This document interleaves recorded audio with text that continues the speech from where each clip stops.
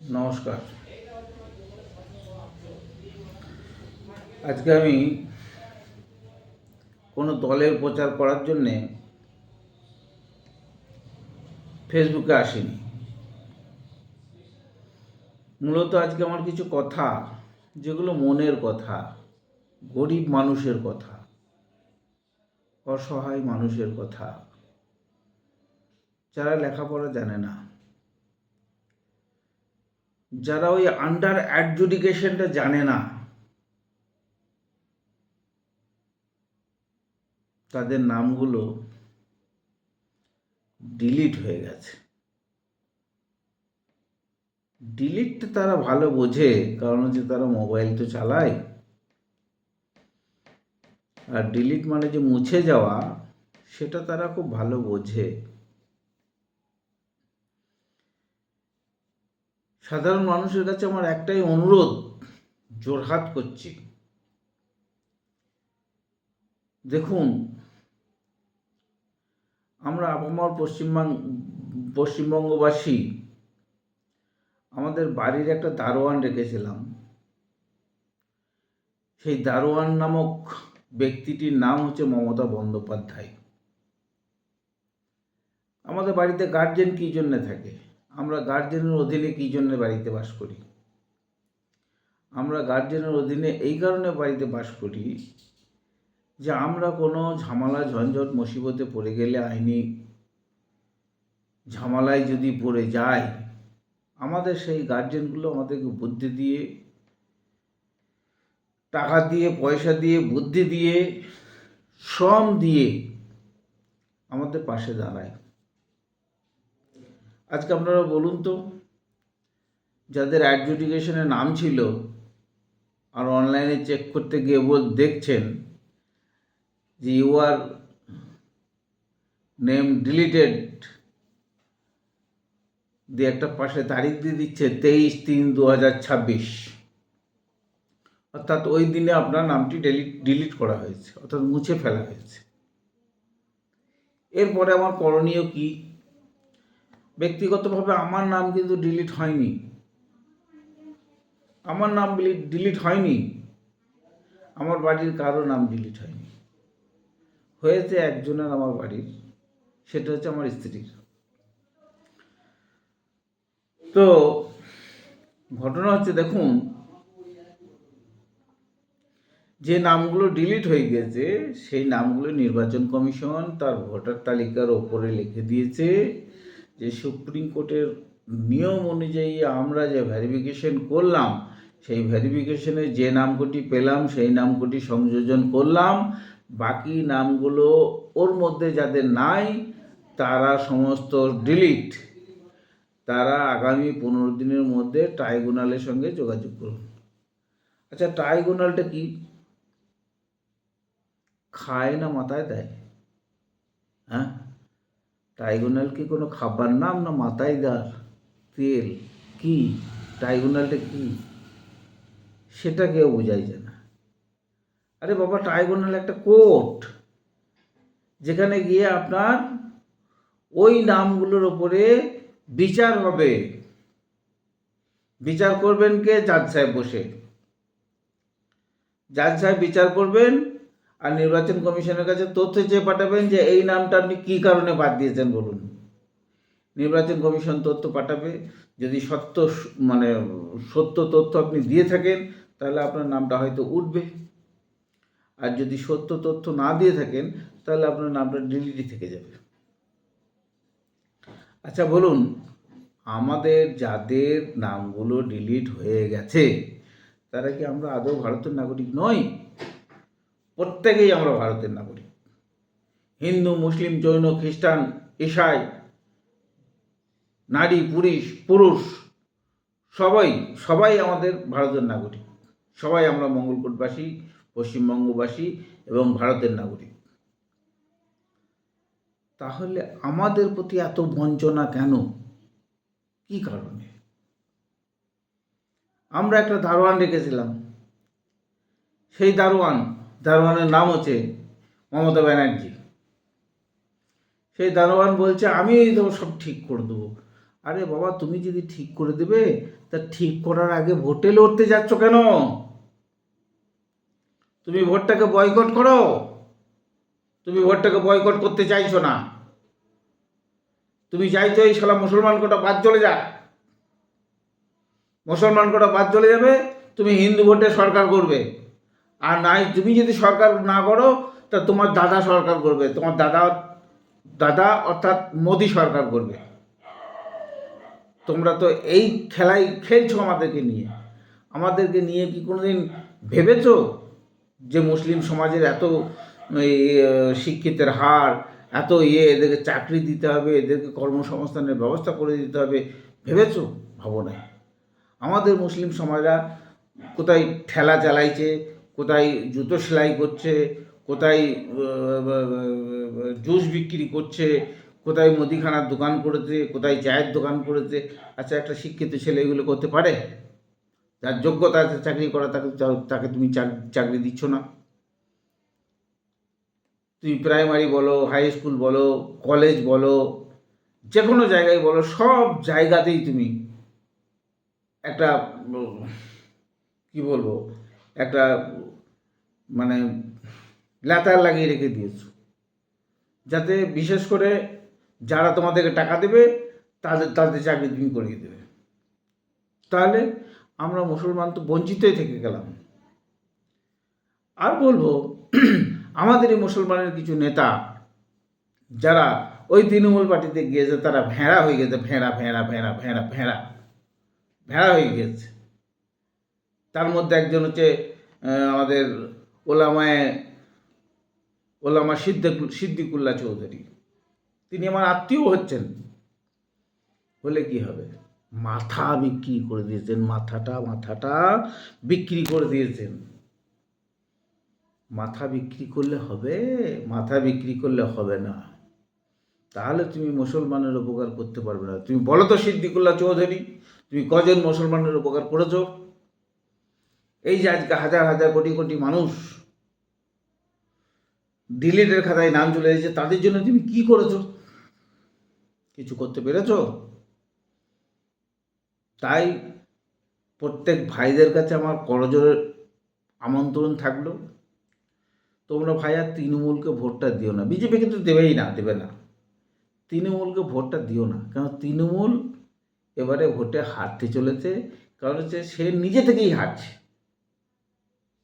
যদি বলো যে আমরা ভোট দেবো তৃণমূলকে, তাও সে হারবে। কারণ সে চায় না পুনরায় ক্ষমতায় আসতে।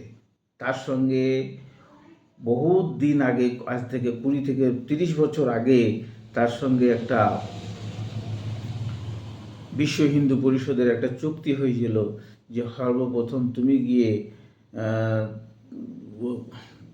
তোমার মুখ্যমন্ত্রী তো দখল করবে, তারপর আস্তে আস্তে আস্তে আস্তে এমন একটা সিচুয়েশন তৈরি করবে যার মাধ্যমে আমরা সে জায়গায় ক্ষমতায় যেতে পারি।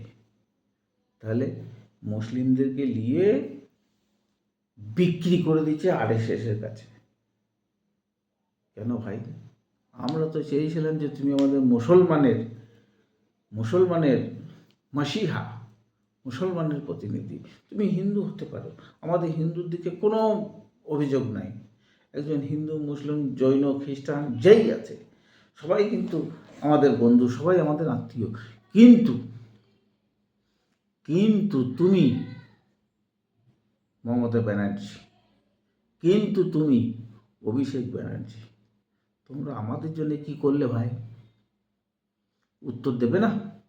উত্তর দাও। আমাদের কটা আইএস আইপিএস কটা আছে ভাই? বলো। যে ছেলে কটাকে বাদ দিতে পারো না, সেই ছেলে কটাকে ডাক্তারিতে নিয়োগ দাও। আর যেগুলোকে বাদ দিতে পারো, সেইগুলোকে হিন্দুদেরকে দিয়ে ঢুকিয়ে দাও। বলো, পারবে? আমাদের ভোটে তোমরা সরকার করো, আর আমাদের সঙ্গেই তোমাদের বেইমানি। আজকে আমরা ডিলিট হচ্ছি, আমাদের ডিলিটের পরিপ্রেক্ষিতে তোমরা কি করতে চাইছো? আমাদের নামটা কি ভোটার তালিকায় আসবে? সংযুক্ত হবে? সংযুক্ত হলে ভালো, সংযুক্ত না হলে তোমাদের আরও ভালো। কারণ হচ্ছে সংযুক্ত হলে হয়তো মুসলমানরা তোমাদেরকে ভোট দেবে না, হয়তো কিছু কিছু মুসলমান অবশ্যই দেবে, দেবে না কেন, দেবে। কিন্তু বেশিরভাগ মুসলমান, আমার যেটা স্টাডি, তাতে করে মুসলমানরা কিন্তু তোমাদেরকে ভোট দেবে না। কারণ হচ্ছে তুমি ওই ওয়াকফ সম্পত্তি নিয়ে যা করেছো, যা অন্যান্য ক্ষেত্রে যা করেছো, তাতে করে তোমাকে ভোট দেবে না। তুমি কোরআন, বাইবেল, গীতা সব তোমার কাছে ছোট হয়ে গিয়েছে, তোমার উন্নয়ন তোমার কাছে বড় হয়ে গিয়েছে। মুসলমান সমাজ কোনোদিন তার ধর্ম বিক্রি করে খায় না, এই কথাটা মাথায় রাখো। যতই তুমি লক্ষ্মী ভাণ্ডার দাও, যতই তুমি বেকার ভাতা দাও, যতই তুমি যাই করো, কিন্তু মুসলিম সমাজ তার জাত বিক্রি করে খায় না, এই কথাটা মাথায় রেখো। তাই সমস্ত গ্রামের মানুষের কাছে আমার করজোড়ে আবেদন যে আগামী 15 দিনের মধ্যে ট্রাইব্যুনাল বসবে কাটোয়ায় এবং বর্ধমানে। যারা গরিব মানুষ আছেন, যারা খরচা বহন করতে পারবেন না, তাদের সমস্ত ডকুমেন্টস নিয়ে আমার সঙ্গে যোগাযোগ করবেন। আমরা আপনাদের নাম বিনা পয়সায় কেস লড়ে আপনাদের নাম ভোটার তালিকায় তুলে দেব, এটা কথা দিলাম। আমি আমার পক্ষ থেকে নয়, আমার পার্টির পক্ষ থেকে কথা দিলাম। যদিও পার্টির কথা বলবো না বলেছিলাম, তবুও পার্টির নাম না করেই বলছি যে পার্টির পক্ষ থেকে আমাদের অনেক উকিল আছে, যে উকিলরা বিনা স্বার্থে, বিনা পয়সায় আপনাদের কেস লড়তে রাজি আছে আপনাদের কেস। যারা ভোটার তালিকায় আছেন তারা ভোটটা দেখবেন যেন বিজেপি আর তৃণমূল এই দুজনাই না পায়, এই দুজনা পেলে একজনেরই পাওয়া হবে, বুঝতে পেরেছেন? তো ভাই, আরও একবার করজোড়ে অনুরোধ, যাতে করে ওদেরকে ভোট দেন না ভাই। ওদেরকে ভোট দিলে আমাদের অস্তিত্ব সংকটে পড়ে যাবে, আমরা আর ভারতে থাকতে পারবো না, বুঝতে পেরেছেন? ওরা কেন করলো না নির্বাচন বয়কট? মমতা ব্যানার্জি একবার যদি বলতো যে সমস্ত নাম না ওঠা পর্যন্ত আমরা নির্বাচনে যাব না, তো কার বাপের তাকত ছিল নির্বাচন করিয়ে দিই? জ্ঞানেশ কুমারের বাপের তাকত ছিল? জ্ঞানেশ কুমার পারত নির্বাচন করিয়ে দিতে। শুধুমাত্র একটাই দলের প্রার্থী হতো, শুধুমাত্র বিজেপি। তো বিজেপি যদি একটাই দলের প্রার্থী হতো, বড় বড় প্রচারে, বড় বড় পেপারে, বড় বড় ইন্টারন্যাশনাল মিডিয়ায় শুধু খবর হয়ে যেত যে পশ্চিমবঙ্গ কোনো দল ইলেকশনে পার্টিসিপেট করেনি, শুধুমাত্র বিজেপি করেছে। তাদেরকে ওয়াকওভার দিয়ে দিত, দরকার কী আছে? 5 বছর তাদেরকে ঝেলতাম, 5 বছর তাদেরকে সহ্য করতাম, কি করতো দেখতাম, তারপর মেয়েদের জানটা খারাপ করে দিতাম। কিন্তু তা হবে না। মমতা ব্যানার্জি সে ভোটে লড়বে, অন্যান্য দলও ভোটে লড়বে। তাই ভাই, যাদের বাদ চলে গেছে তারা সব এক জায়গায় হও, এক জায়গায় হয়ে প্রথম আমরা একটা ব্লকে ডেপুটেশন দেবো। ডেপুটেশন দেওয়ার পরে কাটোয়াতে গিয়ে ট্রাইব্যুনালে আমরা প্রত্যেকটা নামে নামে একটা করে ফাইল তৈরি করে আমাদের কেস লড়বে। একজন উকিল আছে কমরেড ধীরাজ, আরও উকিল আছে আমাদের, সেই উকিলগুলো সব কেস লড়বে ফ্রিতে। এবার যে খরচ হবে সে খরচ আমরা পার্টি থেকে দেব। এই কথাটা বলে আবার একবার আপনাদের কাছে করজোড়ে অনুরোধ করছি, তৃণমূল এবং বিজেপি এই দু দলকে ভোট দেবেন না। যারা হিন্দুরাও ভোট দেবেন তাদেরকেও বলছি যে আপনারাও ভোট দিয়েন না। কারণ হচ্ছে আজকে আপনাদেরকে দেখেনি, আজকে আমাদেরকে দেখেছে, পরবর্তীকালে কিন্তু আপনাদেরকে বাদ দেবে। কারণ হচ্ছে এই দলটা হচ্ছে বুর্জুয়া দল, ব্রাহ্মণদের দল, ক্ষত্রিয়দের দল। এই দলটা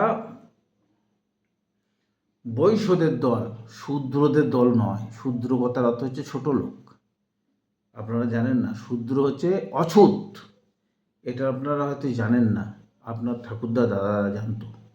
এখনও পর্যন্ত আপনি কোনো বড় বাড়িতে গেলে, মানে কোনো চাটুর্য মুখুজ্জের বাড়িতে গেলে আপনাকে ওই মড়াইয়ের তলা থেকে একটা কাপ বার করতে হয়, সেই কাপে লাল চা দূরে থেকে ঢেলে দেয়, সেটা আপনাকে খেয়ে আবার ধুয়ে সেই মড়াইয়ের তলায় রেখে দিতে হয়। তো এইটা আপনার সম্মানের অভাব, আপনাকে সে সম্মান করে না। আপনি একজন মানুষ, আপনাকে সে সম্মান করে না। সেই জন্যে বলছি ভাই, যাই করবেন তাই করবেন, কিন্তু ভোটটি কিন্তু ওই দুটো দলকে বাদ দিয়ে ভোট দেবেন। বাকি চিন্তাভাবনা আপনার। এই বলে আমি আমার বক্তব্য শেষ করলাম। এখানে ইনকলাব জিন্দাবাদ বলবো না, এখানে নমস্কার দিলাম। নমস্কার দিয়ে আমার বক্তব্য শেষ করলাম। সবাই সুস্থ থাকবেন, ভালো থাকবেন এবং অতিরিক্ত চিন্তা করবেন না। সবারই নাম উঠে যাবে, হয়তো ভোটের আগে উঠবে না, কিন্তু ভোটের পরে হলেও উঠে যাবে। এবার আপনারা হয়তো ভাববেন ভোট চলে গেলে আর কী করে উঠবে। না, আমরা আছি, আমরা কমিউনিস্ট পার্টি, সিপিআইএম পার্টি আছি। আমরা সারা বছর কাজ করি, ভোট থাকলেই বা কি, না থাকলেই বা কি, আমরা সবারই নাম তুলব, তোলার পরে আমরা নিঃশ্বাস নেব। এই কথা কটি বলে আমার কথা আমি শেষ করলাম।